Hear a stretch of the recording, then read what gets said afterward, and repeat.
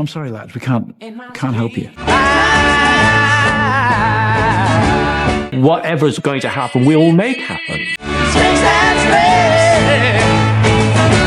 That's what we've been trying to do.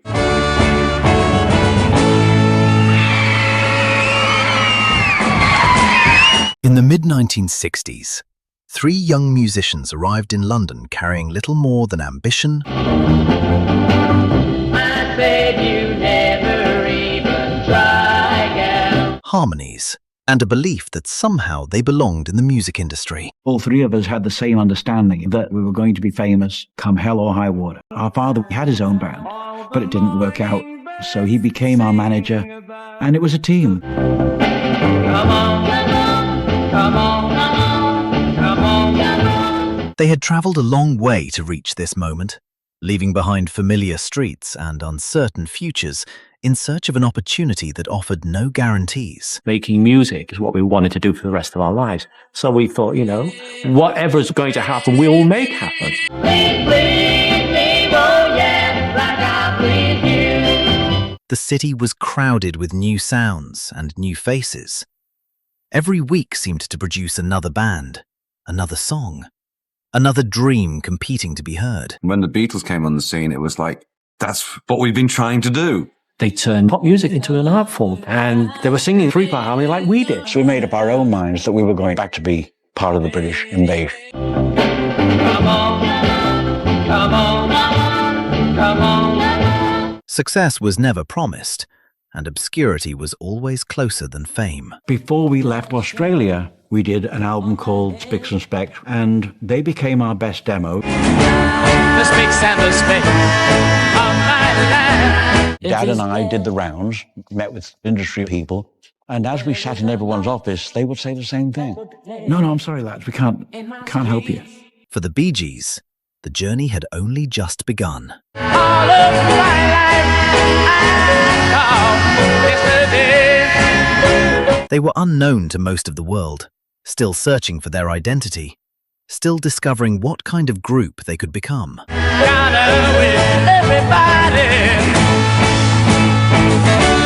Yet sometimes, history begins quietly, hidden inside ordinary days and unnoticed moments. We love the Beatles, so Dad had sent this stuff to NEMS, the Brian Epstein offices.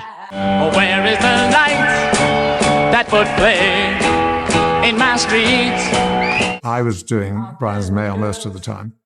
There was a letter by the father of these three handsome, cute guys who were very proactive and who had some success. I showed it to him. Brian said, yeah, it's very nice.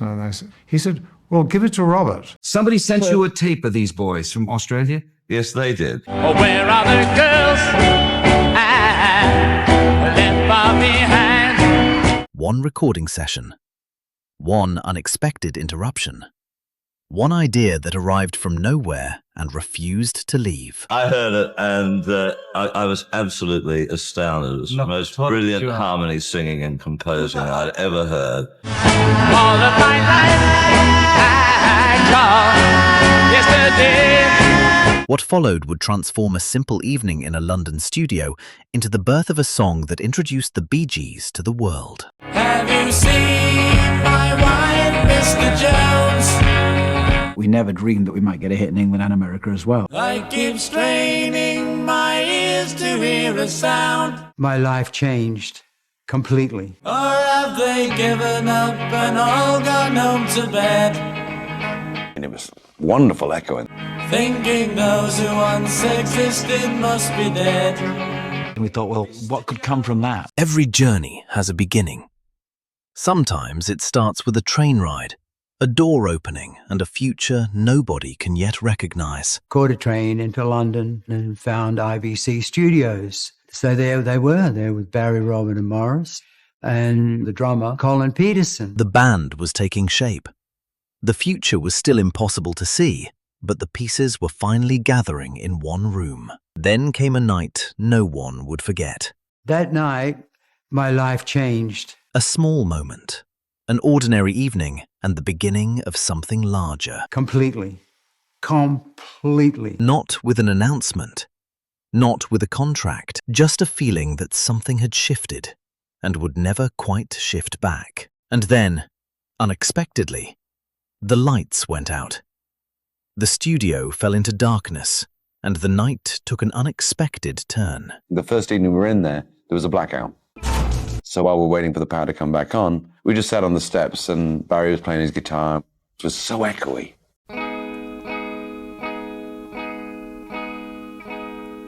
The studio fell silent.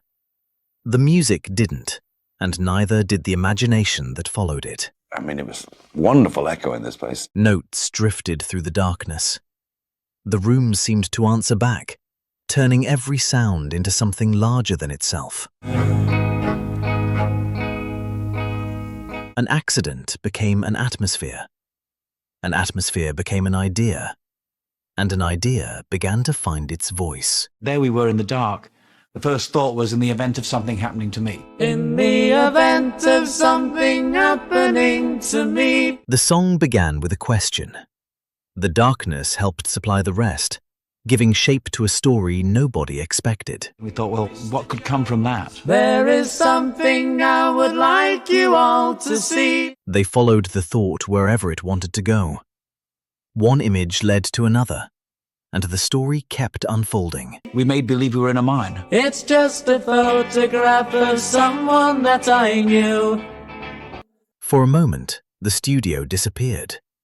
Only the story remained, vivid enough to feel almost real. Have you seen my wife, Mr. Jones? Now the idea needed a name. Something that could carry the mystery beyond the studio walls. Because it was going to be our first single, we wanted a title that captured the imagination, that got people's attention. Something mysterious. Something that lingered after the record stopped spinning and invited people to listen again. And New York Mining Disaster was born there. Out of darkness, echoes, and imagination, a debut single emerged. One Unexpected Night had found its way onto vinyl. Have you seen my wife, Mr. Jones? Then came the surprise no one could plan for. The song began finding listeners far beyond the studio. We had our first hit record within the first 5 months of being in England. The gamble worked. The audience was listening, and the response arrived faster than anyone expected. Do you know what it's like on the outside? But the story wasn't stopping at one shore. The song was already traveling further than its creators imagined. The thrill was that it did the same thing in America. We thought that we might get a hit in England, but we never dreamed that we might get a hit in England and America as well. What began as a song in a darkened studio carried the Bee Gees across the Atlantic. There is something I would like you all to see. A dream that once felt distant was suddenly becoming reality. One record at a time. Mr. Jones.